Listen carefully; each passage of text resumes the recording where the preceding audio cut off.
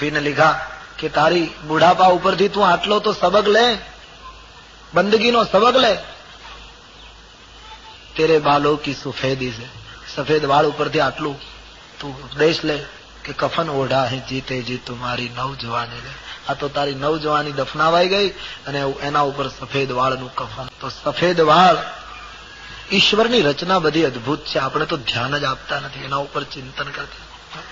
તમે ક્યારે વિચાર કર્યો ભગવાન બાળક જયારે જન્મે છે ત્યારે ભગવાન એને દાંત નથી આપતા?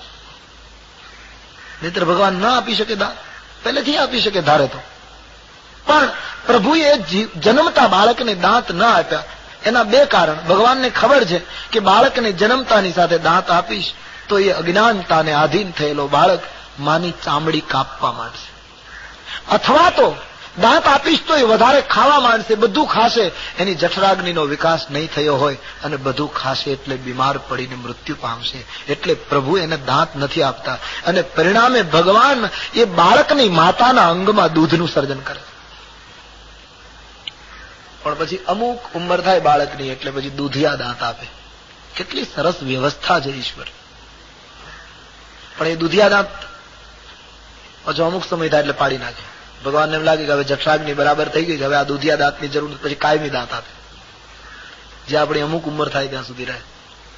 અને અમુક ઉંમર થાય, આધેડ ઉંમર થાય એટલે ભગવાન પાછા એ દાંત પાડી નાખે। નહીતર એમને રાખતા હોય તો શું, એને કઈ દાંતની બેંક કરવી જ ઉપર? એમને રાખે તો શું તકલીફ છે? પણ પાડી નાખે। એને ખબર છે કે આ ઘરડો થતો જાય, જઠરાગ્નિ મંદ થતી જાય, આના દાંત રહેવા દઈશ તો આ ખાવાનું બંધ નહીં કરે, ખાવાનું બંધ નહીં કરે તો પચાવી નહીં શકે, પચાવી નહીં શકે તો બીમાર પડશે, બીમાર પડશે તો બૂમો પાડશે, બૂમો પાડશે તો ઘરને હેરાન કર્યા કરશે। એટલા માટે પ્રભુ પાછા દાંત પાડી નાખે। આખી પદ્ધતિ હતી, આ યોજના હતી। પછી આપણે ભલે નવી વ્યવસ્થા કરીએ, એક વાત જુદી, માણસને આમ ગણીએ ને તો ઘરડું થવું જ નથી। ઘણા લોકો નહીં, છીક ખાય ને ચોકઠા બહાર પડે પણ તોય રાખે, ઉધરસ ખાતા હોય ને ચોકઠા બહાર, પાછું છોકરાઓને કે લાવ તો મારું ચોકઠું પડી ગયું। એક છોકરો ચોકઠા અંબાવામાં રાખવો પડે। ઈશ્વરની આખી પદ્ધતિ છે। તમે शरीर विज्ञान एना पाछळ जे कहेवुं होय ते के हम लोग तो इस तात्विक अर्थों में इस घटना को घटाते जा रहे हैं। तमे विचार कर्यो छे अमुक उम्र थाय पछी वृद्ध माणसोनी याददाश्त ओછી થઈ જાય। શું કામ?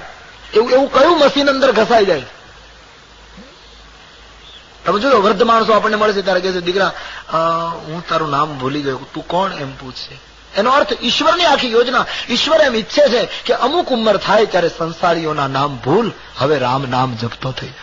કારણ કે તને આ બધા વેવાઈઓના નામ યાદ રહેશે ને ત્યાં સુધી તું મારું નામ નહીં લે, इसलिए वो सब नाम को भुला देते हैं सरकार प्रभु। तो मुकुटનું ત્રાસું થવું અને વાળનું સફેદ થવું એ નિવૃત્તિનું પ્રતીક છે। આવું જયારે જીવનમાં થાય ત્યારે માણસે ધીમે ધીમે જીવન રામને અર્પણ કરવાની તૈયારી કરવી। અત્યાર સુધી હૃદયની અયોધ્યા ઉપર કામ શાસન કરતો હતો, હવે હું રામનો રાજ્યાભિષેક કરી દઈશ, મારું હૃદય રામને સુપ્રત કરીશ। અવધપતિના મનમાં આ વિચાર આવ્યો છે કે મારી વૃદ્ધાવસ્થા આવી ગઈ છે, હવે મારે ગાદી રામને આપવી જોઈએ। પણ અવધપતિએ ભૂલ એ કરી કે તુરત જ નિર્ણય ન કર્યો। થોડા દિવસ ગયા પછી વશિષ્ઠજીની પાસે નિર્ણય કર્યો। હવે કોઈ પણ વિચાર ઉઠે પછી નિર્ણયમાં તમે થોડા દિવસ જવા દો તો મન એટલું ચંચળ છે, એટલું દગાખોર છે, મને તમને પાછા પાડી દેશે। સંતોના સંસર્ગમાં સતત રહેવાનું કારણ એક આ પણ છે। મારું તમારું મન બહુ વિચિત્ર છે। જેટલું સંત સાધુઓના સંગમાં અમુક અમુક સમયે તમે એના સંસર્ગમાં રહો તો એ મન સતત ભરાયા કરશે। જેમ થોડો વધારે અવકાશ થશે તો મન પુનઃ સતાવ્યા કરશે। એટલા માટે સંતોની પાસે રહેવાની સૂચના છે, કારણ કે મન બહુ ચંચળ છે। ચંચલમ હિ મનઃ કૃષ્ણ। અને એ સંતોની પાસે જવાથી જ એમાં ક્રાંતિ થશે। ઈશ્વર આમ તો દરેકમાં છે, કોઈ વસ્તુ ઈશ્વર વગરની નથી, પણ સંતોમાં પ્રભુ પ્રગટ થયેલો હોય છે, સંસારીમાં અપ્રગટ હોય છે। આટલો ફરક। ઠંડી પડતી હોય શિયાળાની અને તમે લાકડા બધા ભેગા કરીને બેસો તો કઈ તમારી ઠંડી દૂર ન થાય, નહીતર લાકડામાં અગ્નિ તો પડ્યો છે। લાકડું કઈ અગ્નિ વગરનું નથી, એક એક લાકડામાં અગ્નિ છે, પણ પ્રગટેલો અગ્નિ નથી, એટલે લાકડા હોવા છતાં આપણી ઠંડી નથી જતી. બીજી બાજુએ એક જ લાકડું એને પ્રગટાવી દો તો ઠંડી દૂર કરશે. એમ સંતોમાં ઈશ્વર પ્રગટ થયો હોય છે, એટલા માટે સાધકોની ઠંડી દૂર કરે છે. બીજા માણસોમાં ઈશ્વર પ્રગટ નથી થયો છે ખરો, એટલા માટે એની પાસે જવાથી આપણી ઠંડી દૂર થતી નથી. એટલા માટે સંતોના સંગમાં રહેવાની વાત. થોડો વિલંબ થાય તો મન દગો કરે છે. મહારાજ દશરથજી થોડુંક મોડું કરી ગયા અને પછી એક દિવસ સમય લઈને વશિષ્ઠજીની પાસે ગયા છે. મહારાજ વશિષ્ઠજીને આગળ રજૂઆત કરી, બાપજી મારી પ્રજા, મારા નાગરિકો બધા જ લોકો રામની સરાહના કરે છે, દરેક રીતે રામ લાયક છે. આપ આજ્ઞા આપો તો હું રામને ગાદી આપી દઉં. આમ પ્રસ્તાવ મૂક્યો અને વશિષ્ઠજીનો જવાબ તમે જુઓ. મહારાજ વશિષ્ઠજીએ સાંભળતા તુરત જ કહ્યું, જગમંગલ ભલકાજ વિચાર. આપે જગતનું કલ્યાણ થાય એવું કાર્ય કર્યું. રાજવી, બહુ સરસ વશિષ્ઠજી બોલ્યા છે, શબ્દ બહુ અગત્યનો. બેગી નૃપતિ, રાજવી વિલંબ ન કરો. રામને સોંપવાનો સંકલ્પ થયો છે, જલ્દી નિર્ણય કરો, વિલંબ ન કરો. ઈશ્વરને અર્પણ થવાનો સંકલ્પ જલ્દી કરો, જલ્દી કરો. પણ દશરથજીએ તૈયારી કરવામાં એવું કર્યું, એમાં કહ્યું કાલે રાખીએ. ઈ જ્યાં કાલની મુદ્દત નાખી એમાં રામ રાજ્ય 14 વર્ષ દૂર જતું રહે. કાલની મુદ્દતમાં વચ્ચે મંથરા આવી ગઈ. નહીતર વશિષ્ઠજી કોઈ સંત સાધુને તમે એમ પૂછો કે મારે હવે ભજનની શરૂઆત કરવી, તો સંતો કઈ મુહૂર્ત ના આપે, એમ કઈ બસ ચાલુ જ કરી દે. સુદિન સુમંગલ તબ હિ જબ રામ હો હિ જુબરાજ. જે દિવસે રામ ગાદી ઉપર બેસે એ જ મુહૂર્ત છે, એના માટે કોઈ તિથિ વાર શોધવાની જરૂર નથી. પણ દશરથજીના નિર્ણયમાં આવતીકાલ પસંદ થઈ અને એ કાલ મહારાજ માટે એક કાળ બનીને પેદા થઈ. દશરથજીની કાળ થઈ ગઈ. જે કાલે 14, એટલા માટે તો રામાયણમાં કથા આવે છે, કિષ્કિંધા કાંડમાં કથા છે. ભગવાન રામજી ગુસ્સે થયા અને લક્ષ્મણને એમ કહેવા લાગ્યા કે સુગ્રીવ આપણું કાર્ય ભૂલી ગયો, આપણે એનું આટલું કર્યું અને 4 મહિના થયા એ વચન આપીને ગયો હતો કે હું સીતાની તલાશ લેવામાં મદદ કરીશ, પણ એ ભૂલી ગયો છે, હું કાલે એને મારી નાખીશ, એવું રામ બોલ્યા. લક્ષ્મણજી કહ્યું, મહારાજ અયોધ્યાને કાલનો અનુભવ સારો નથી. જો મારવો જોઈએ તો પછી આજે હું જ એને પૂરો કરું, કારણ કે આપણા પિતા કાલ કરવા ગયા તો 14 વર્ષનું આપેલું થયું. મહારાજ મારવો હોય તો આજે જ મારી નાખી. દશરથજીએ નિર્ણય કર્યો છે. વશિષ્ઠ મહારાજે કહ્યું, ભલે આટલા કુવાના જળ, આટલી નદીના જળ, આટલી વનસ્પતિ, આટલા ચોકો પૂરો, આમ નગરને શણગારો, આમ સૂચનાઓ અપાઈ ગઈ છે. આખા નગરની અંદર રાજ્યાભિષેકની તડામાર તૈયારીઓ શરૂ થઈ છે. કાલે રામનો રાજ્યાભિષેક. આ બાજુ ભગવાન વશિષ્ઠજીને પ્રાર્થના કરી, તમે રામને મહેલે જઈ રામને સૂચના આપો કે કાલે રાજ્યાભિષેક છે, માટે રામને જે કઈ નિયમ વ્રતો પાળવા ઘટે તે પાળે. વશિષ્ઠજી રામના દ્વારે ગયા. રામજી વશિષ્ઠજી પધાર્યા એ જોતા તજી પ્રભુ કિન્નસન ભયવું પુનીત આજુ મમ ગેહુ, ભયવું પુનીત આજુ મમ. વશિષ્ઠજી પધાર્યા એટલે રામજીએ કહ્યું, બાપજી આપે પ્રભુતા છોડીને પ્રેમ કર્યો છે, મારું ઘર પાવન કર્યું. બાપજી મારું કામ હોય તો મને આશ્રમમાં બોલાવવો જોઈએ, પણ આપ સ્વયં આવ્યા, મને એમ લાગે છે મારા ભાગ્યનો ઉદય થવાનો. સેવકને ઘરે સ્વામીનું આગમન એ મંગલનું મૂળ છે. મારે ઘરે આપ પધાર્યા પ્રભુ, અમે ધન્ય બન્યા. ભગવાને વશિષ્ઠ મહારાજનું સ્વાગત કર્યું, પૂજા કરી. રાઘવ, હા બાપજી, હું તમને એક સૂચના આપવા આવ્યો. શું? આવતીકાલે મહારાજ દશરથજી તમને અયોધ્યાની ગાદીનો રાજ્યાભિષેક કરે છે, યુવરાજ પદ સોંપે છે. માટે તમારે તમામ સંયમો પાળવાના, ધરતી ઉપર સુવાનું, ફળનો આહાર કરવાનો વગેરે નિયમ વ્રતોની સૂચના આપી છે. તમારે આટલું આજે કરવાનું. આવતીકાલે તમારું યુવરાજ પદનો પ્રસંગ છે. ગુરુ તરીકે વશિષ્ઠજી સૂચના આપીને જતા રહે. રામજીનો ચહેરો ઉદાસ થઈ ગયો. રામજી વિચાર કરવા લાગ્યા, 4 ભાઈઓમાં મને ગાદી મળે તે બરાબર નથી, કારણ કે જન્મે એક સંગ સબ ભાઈ. અમે ચારેય ભાઈઓ એક સાથે જન્મ્યા, અમારું બાળપણ, અમારું લગ્ન બધું એક સાથે, અમારા પવિત્ર વંશની અંદર બધી ક્રિયા એક સાથે થઈ જાય. વિમલ યહ અનુચિત એકુ બંધુ બિહાઈ બડે અભિષેક. મારા પવિત્ર વંશમાં આ કાર્ય અઘટિત થાય છે. મારો ભાઈ ભરત રહી જાય અને મને ગાદી મળે તે યોગ્ય નથી. શું વિચાર હશે રામજીના? હા, આટલા માટે એની કથા થાય. અયોધ્યાની ગાદી મળતી હતી, કોઈ સામાન્ય શાસન નહોતું, પણ જયારે ગાદી મળવાની વાત વશિષ્ઠજીએ કહી ત્યારે દુઃખ થયું. મારા ભાઈને શાસન મળવું જોઈએ. મોટાને જ ગાદી આપ્યા કરવી એ રઘુકુળની પરંપરા યોગ્ય નથી. મોટો નીતિ પ્રતિપાલક ન હોય, મોટો પ્રજાનો પાલક ન હોય તો પણ ગાદી એને જ આપ્યા કરવી આ બરાબર નથી. રામજીએ રઘુવંશની આ નીતિમાં ફેરફાર કર્યો. મોટાને જ ગાદી મળવી એ યોગ્ય નથી. લાયક હોય એને ગાદી આપવા.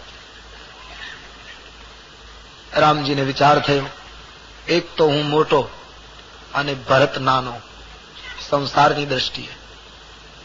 હવે એમાં હું પાછો અયોધ્યાનો સમ્રાટ બનીશ તો હું વધારે મોટો થઈ જઈશ, મારો ભરત વધારે નાનો થઈ જશે. રામજીને થયું આના કરતા જો ભરતને ગાદી મળે તો ભરત પણ મોટો બને અને હું પણ મોટો બને.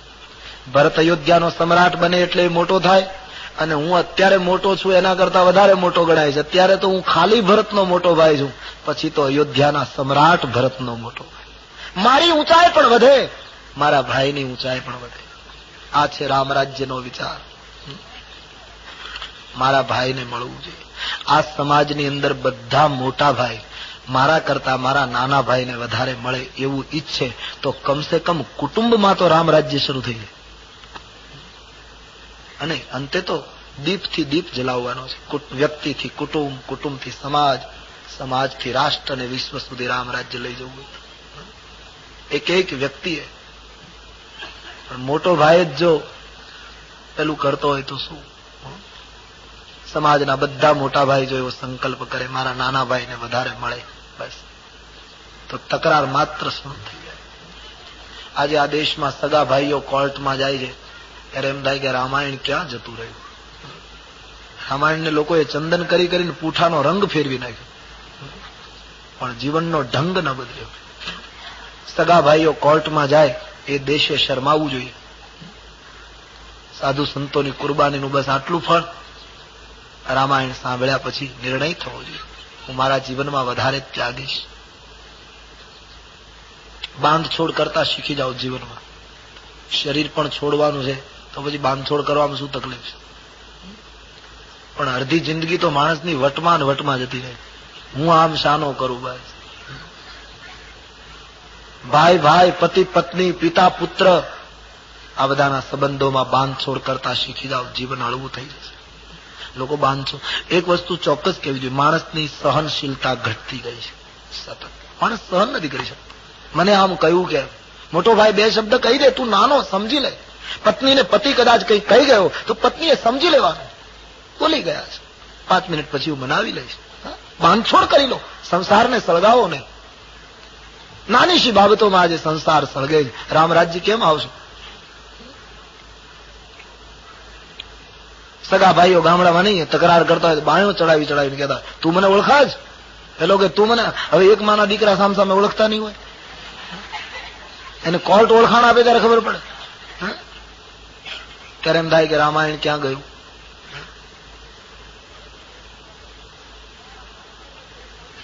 બસ રામાયણ એટલે એક વાક્યમાં જો કહું ને તો એમ કહી શકું, રામાયણ એટલે ત્યાગની હરીફાઈ. કોણ વધારે ત્યાગે એની સ્પર્ધા. રામ કહે હું વધારે ત્યાગું, ભરત કહે હું વધારે ત્યાગું. અને આપવામાં જેટલો આનંદ છે એટલો લેવામાં નથી. આપો. આ દેશ યુગોથી આપતો આવ્યો છે. સમર્પણ કરો, દે દો, બસ. किसी के हो जाओ अपनापन छूट जाएगा, किसी के हो जाओ, समर्पित हो जाओ. મેં ગઈકાલે કહ્યું નદી દરિયામાં ભળે પછી નદી રહેતી નથી, એમ જયારે આપણે કોઈના થઈ જઈએ ત્યારે આપણી ખુદી ખલાસ થઈ જાય. કિસી કે હો જાઓ. તો સમર્પણનો જે સિદ્ધાંત છે રામાયણનો, ત્યાગની હરીફાઈ. રામજીને ક્યાંય ચેન પડતું નથી. ગાદી મને ન મળવી જોઈએ. આમ રામજી ચિંતામાં છે. સ્વાર્થ આવે એટલે માણસ શરણાગત થઈ જાય. જીવનમાં 3 ભૂમિકા છે: તણાવવું, તરવું અને તારવું. હું ને તમે આ ત્રણેયમાંથી પસાર થતા હોઈએ. अपने जीवन को इससे सोचिए, चिंतन कीजिए. समाजનો મોટો ભાગ તણાય છે. પ્રલોભનોમાં, સ્વાર્થમાં, પોતાના હિતો માટે, પોતાના સુખો માટે તણાતો વર્ગ દેખાય. સ્વાર્થ આવે ત્યારે તણાવવું પડે. ઘણી વખત નહીં, કેટલું નક્કી કરી રાખ્યું હોય પણ અમુક માણસો આવીને પ્રલોભન બતાવે કે આને બદલે આમ કરો, એટલે પ્રલોભનને લીધે માણસ પોતાની વાત છોડી અને તણાય, એમાં ખેંચાય. માણસને માર્યું છે પ્રલોભનોએ. તમન્નાઓને હમારી હમકો બુંદા કર દિયા. શેર હૈ. તમન્નાઓને, આપણા પ્રલોભનોએ, આપણી વાસનાએ આપણને મારી નાખ્યા. તમન્નાઓને હમારી હમકો બુંદા કર દિયા, વરના હમ ખુદ ખુદા હોતે. નહીતર માણસ પોતે ઈશ્વર હોત. પણ પ્રલોભનોએ માણસને મારી નાખ્યો. સાધના વધશે, જીવનમાં ત્યાગ અને સમર્પણના સંસ્કારો દ્રઢ બનશે તો તણાવાનું બંધ થઈ જશે, તરવાનું શરૂ થશે. ગમે તેવી પરિસ્થિતિમાં આપણે તરતા આવીશું, તણાઈશું નહીં. કોઈની સંપત્તિ, કોઈની સમૃદ્ધિ, કોઈના સાધનો, કોઈનું પદ, કોઈનો અધિકાર, કોઈની પ્રતિષ્ઠા, કોઈની ચકાચોંધ આપણને તાણી ન શકે. જીવન એવું બનાવો. અડધી રોટીમાં ગુજારો કરી લો, રોટી ના મિલે તો વૈસે નિકાલ દો, પણ તણાવવું પડે એવું જીવન ન જીવો.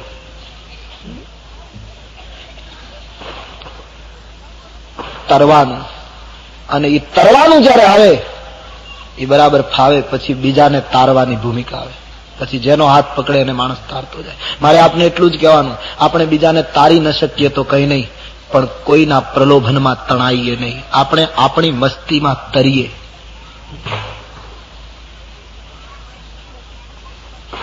महापुरुषों देखिए, स्वामी राम तीर्थ देखिए, तरस तरह है पुरुष. जंगल में जोगी बसता है. ऋषिकेश ने टेहरी गढ़वालना जंगलમાં જયારે ઘૂમતા હતા સ્વામી રામ, बड़े अच्छे शायर रहे स्वामी जी खुद, तो बस गाते जाते थे मस्त फकीर की तरह नाच. તાળી ન શક્ય તો કઈ નહીં, તણાઈએ નહીં. જીવન એવું નિર્માણ કરો. કઈ કઈ સ્વાર્થને લીધે તણાયા મંથરામાં. બીજા અર્થમાં કહું તો મંથરા ગુરુ બની અને કઈ કઈ શિષ્યા બની. અને જયારે સ્વાર્થ આવે ત્યારે મોટા મોટા માણસો નાનામાં નાના માણસના પગ પકડતા હોય. એક હાથી કાદવમાં ખૂંચ્યો, પાણી પીવા ગયેલો કોઈ જગ્યાએ, પછી એના પગ ખૂંચી ગયા. બહાર નીકળવાની કોશિશ કરતો હતો પણ નીકળી શકતો નથી. વજનને લીધે ઊંડો ને ઊંડો જતો હતો. એમાં એક કૂતરો પસાર થયો. તો હાથીએ કૂતરાને આજીજી કરી, તું મને બહાર કાઢ, તું મને મદદ કર. એ કૂતરાને જયારે વિનંતી કરે છે હાથી, એમાંથી એક મહાત્મા નીકળ્યા. એ મહાત્માને આ દ્રશ્ય જોઈને દયા આવી. એમણે હાથીને કહ્યું કે હે હાથી, કૂતરાની આગળ આજીજી કરવા કરતા તો તું મૃત્યુ પામે એમાં તારું ગૌરવ છે.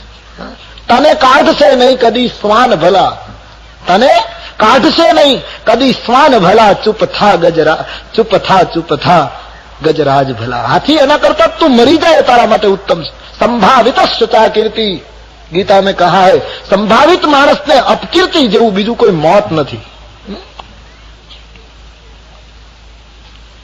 તણાઈએ નહીં બસ. તુલસીદાસજી વર્ણન કરે કઈ કઈ તણાયા, કેટલા તણાયા એનું પ્રમાણ આપું. માનસ में लिखा है, परो कूप तव बचन लगी. મંથરા, તું કહેતી હોય તો તારા કહેવા માટે હું કુવામાં પડું. આ મંથરા ને કઈ કઈ કહે, પરો કૂપ તવ બચન લગી અને સકૌ પૂત પતિ ત્યાગી. તું કહેતી હોય તો મારા પુત્રોને ત્યાગી દઉં, તું કહેતી હોય તો મારા પતિને ત્યાગી દઉં. આ રઘુવંશની ભાષા નથી, રઘુકુળમાં આવું ન બોલાય. પણ મંથરાએ કઈ કઈને એટલા બધા વશ કરી લીધા. તું મારા હિતની વાત કરે છે મંથરા, હું તારું કહ્યું શું કામ ન કરું? મને ઉપાય બતાવ, હું કોઈની ગુલામી નહીં કરું. ભરત રાજકુમાર છે. દેવી નિશ્ચિંત રહો, મહારાજ દશરથજી હમણાં તમારે ત્યાં પધારશે. હું કહું એમ કરો તો બધી બાજી સુધરી જાય એમ છે. રાજવી અને કૌશલ્યાએ તમારા વિરુદ્ધ જે ષડયંત્ર રચ્યું એનું કટુ ફળ આવતીકાલ સવારમાં એના હાથમાં આપી દો, તાકી એને ખબર પડે કે કોઈને ખાનગીમાં રાખીને એના પાછળ ષડયંત્ર રચવાના પરિણામ કેવા ભયંકર હોય. બોલ. આચાર્ય જેમ કોઈને દીક્ષા આપતો હોય અને શિષ્ય જેમ એકાગ્ર બનીને એ સાંભળતો હોય એમ મંથરાને કઈ કઈ સાંભળે. સાંજનો સમય છે, સૂરજ ડૂબવાની તૈયારી છે. બીજી બાજુ કહું તો અયોધ્યાનો સૂરજ પણ ડૂબશે. મહારાણી, હા, આપે મને એક દિવસ વાત કરી છે, યાદ છે? શું? દુઈ વરદાન ભૂપ સન થાતી. 2 વરદાન તમારા રાજવીની પાસે માંગણા છે, યાદ છે? પેલા સમરાંગણના. બોલે હા. બસ હમણાં મહારાજ આવશે, તમને રામ રાજ્યાભિષેકની ખુશાલી આપશે. 2 વરદાન માંગી લો. હા, પણ મંથરા 2 વરદાનમાં શું માંગુ? બોલે એ પણ મારે કહેવું પડશે. હા, હવે તો તું જ મારું હિત કરનારી છે. બોલ શું માંગુ? બોલે બહુ સીધી વાત છે. મહારાજ દશરથજી તમારી પાસે આવે એટલે 2 વચન માંગી લો. સુત અહીં રાજ, રામ અહીં બનવાસુ. તમારા પુત્ર ભરતને શાસન મળે અને કૌશલ્યાનો દીકરો રામ વનવાસી થઈ જાય. બસ તમારું શાસન સલામત કરી લો. ઠીક હે મંથરા, પણ દેવી એક વાત, આખા મહેલમાં અંધકાર કરી દો. કોપ ભુવનમાં જઈ પથારી કર્યા વગર તમે ધરતી ઉપર સૂઈ જાઓ. વાળ છૂટા મૂકી દો, આભૂષણો ફેંકી દો, જૂના અને ફાટેલા કપડા પહેરો. મહારાજ આવશે એટલે હું કોપ ભુવનમાં મોકલીશ, પણ ભોળવાઈ જશો નહીં. મહારાજ બહુ ચતુર છે, તમને ભોળવી દેશે, ભોળવાશો નહીં. અને જ્યારે રાજવી તમને વચન માંગવાનું કહે ત્યારે 2 વચન માંગજો. પણ દેવી એક ખાસ વાત, શું? દશરથજી વચન માંગવાનું કહે ત્યારે માંગતા પહેલા દશરથજીની પાસે રામના સોગંદ બોલાવજો. દશરથજી જો એમ બોલે કે તારા વચન હું પૂરા ન કરું તો મને રામ કસમ, પછી વચન માંગજો, જેથી કરીને દશરથજી ચલિત ન થઈ શકે. ભલે મંથરા. મંથરાએ કઈ કઈને દરેક રીતે તૈયાર કરી દીધા. આખા મહલમાં દીવાબત્તી બંધ કરી દીધી. કોપ ભુવનમાં જઈ કઈ કઈ સુઈ ગયા. ઘણા લોકો પ્રશ્નો કરે કે દશરથજીએ કોપ ભુવન બનાવ્યો શું કામ? આ કોપ ભુવન બનાવ્યો ત્યારે આ પ્રસંગ આવ્યો ને કે કઈ કઈ એમાં ગયા. મારે એટલું જ કહેવાનું, કોપ ભુવન બનાવવા ન પડે. સમર્પણની જગ્યાએ જયારે સ્વાર્થ પેદા થાય ત્યારે મંદિર જેવા મકાનો પણ કોપ ભુવનના રૂપ ધારણ કરતા હોય છે. સમર્પણની જગ્યાએ સ્વાર્થ આવે ત્યારે બધા કોપ ભુવન છે. આપણે સોસાયટીમાં મકાન બાંધીએ છીએ, તેમાં ડ્રોઈંગ રૂમ હોય, ડાઇનિંગ રૂમ હોય, બેડરૂમ હોય, મહેમાન માટે હોય. કોઈએ અત્યાર સુધી પોતાના બંગલામાં એકે રૂમ એવો રાખ્યો છે કે આ 14x16 નો કોપ ભુવન, કે બંને જણને તકરાર કરવી હોય ત્યારે આ ઓરડામાં, અને છતાંય બધાના ઘરમાં કોપ ભુવન નથી થતા. કોપ ભુવનના કઈ ચણતર થોડા કરવા પડે, એના કઈ બાંધકામ થોડા હોય. એ તો માનવીની વૃત્તિ પલટો લે ત્યારે કોપ ભુવન થઈ જાય. યાજ્ઞવલ્ક વર્ણન કરે ભરદ્વાજ, મંથરાએ કઈ કઈને દરેક રીતે તૈયાર કરી કોપ ભુવનમાં મોકલી આપ્યા. ધરતી ઉપર પથારી કર્યા વગર કઈ કઈ સુઈ ગયા. વાળ છૂટા છે, ભયંકર શ્વાસ લે છે, અને આ બાજુ આખી અયોધ્યામાં રામમય વાતાવરણ. ક્યારે સવાર પડે, ક્યારે રામનો રાજ્યાભિષેકની સવારી નીકળે, લોકો ધન્ય છે.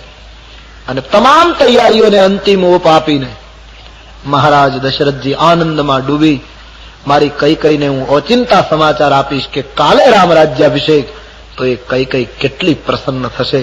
એ રાણીને ખુશ કરવા માટે દશરથજી કઈ કઈના ભવન તરફ પ્રયાણ કરે. તુલસીનું શબ્દ ચિત્ર. સાંજ સમય સાનંદ નૃપ ગયેવું કઈ કઈ ગેગ. આનંદમાં ડૂબેલા મહિપતિ કઈ કઈના ભવનના પગથિયા ચડ્યા. તિરસ્કારના મંદિરમાં જાણે સ્નેહ કદમ રાખી રહ્યો હતો એવું લાગે. પ્રલોભનો ચારે બાજુ જ્યાં ભૂત પ્રયત્ની જેમ ભરાઈ ગયા છે એવા મકાનની અંદર આજ સ્નેહ કદમ કરી રહ્યો છે. ઉપર ગયા. મંથરા ઉભી હતી. જય જીવ હો મહારાજ. મંથરી, હા પ્રભુ. રાણી ક્યાં? રોજ તો આવું ત્યારે સામે લેવા આવે. બોલે મહારાજ, રાણીઓ કઈ હૃદયની વાત અમને દાસીઓને થોડી કરે છે. મતલબ એ મહારાજ, સવારથી કઈ તમારા રાણી નારાજ થયા છે? કોપ ભુવનમાં સુતા છે, કશું બોલતા નથી. મારાથી વાત કરું તો હું મારા સામે ગુસ્સો કરે. પોતે જમ્યા નથી, હું જમી શકી નથી. હું તો ક્યારની આપની રાહ જોઉં છું. અચ્છા હુઆ આપ આ ગયે. તમારા રાણી કોપ ભુવનમાં છે, આપ કોપ ભુવન જાઓ. મંથરાનું માર્ગદર્શન લે એને બધાને કોપ ભુવનમાં જવું પડે, કનક ભુવનમાં નહીં. રામાયણના પ્રસિદ્ધ ભવનો બે, કોપ ભુવન અને કનક ભવન. મંથરાનું માર્ગદર્શન લે એને કોપ ભુવન જ મળે, એને કનક ભવન ન મળે. કનક ભવન તો સમર્પણનું પ્રતીક છે.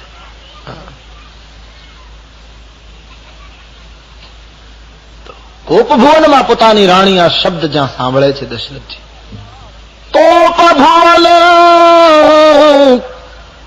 સુની શકું ચેવુરાવું, ભય બસ અગહુડ પરે ન પાવું.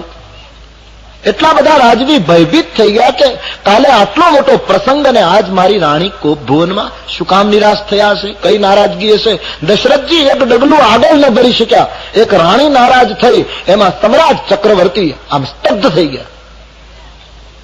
તુલસીદાસજીથી સહન થયું નહીં. તુલસીદાસજી લખે છે, સુરપતિ બસહી બાહુબલ જાકે. દશરથજીના બાહુબળથી ઇન્દ્ર સલામત રહે આટલો આ મહાપુરુષ અને એક સમ્રાટોના મુગુટમણી જેના પગમાં ઘસાય એ દશરથજી. એક રાણી નારાજ થઈ એમાં સુકાઈ ગયા, સ્તબ્ધ થઈ ગયા. તુલસીદાસજીએ દશરથજીની ટીકા કરી, દેખ હું કામ પ્રતાપ બડાઈ. કામનાનો પ્રભાવ તો જુઓ. એક રાણીના તરફની મહારાજની આસક્તિએ એને ધ્રુજાવી દીધા. દશરથજીમાં કઈ કઈ તરફ કામના છે અને તાત્વિક દ્રષ્ટિથી જુઓ તો આજ દશરથજીમાં કામ છે. મંથરામાં લોભ છે કે ગાદી ભરતને મળવી જોઈએ, અને કઈ કઈ કોપ ભુવનમાં છે એટલે કે ત્યાં ક્રોધ છે. એક જ ઘરની અંદર કામ, ક્રોધ અને લોભ ત્રણેય દુર્ગુણો તૈયારીમાં બેઠા છે. હવે જે ઘરની અંદર, જે વ્યક્તિના અંદર, જે કુટુંબની અંદર, જે ગામના અંદર કે જે રાષ્ટ્રના અંદર આ ત્રણેય દુર્ગુણો ભર જુવાનીમાં ઉભા હોય એ જગ્યાએ રામરાજ્ય કોઈ દિવસ શક્ય નથી. રામરાજ્યનો પાયો નહોતો.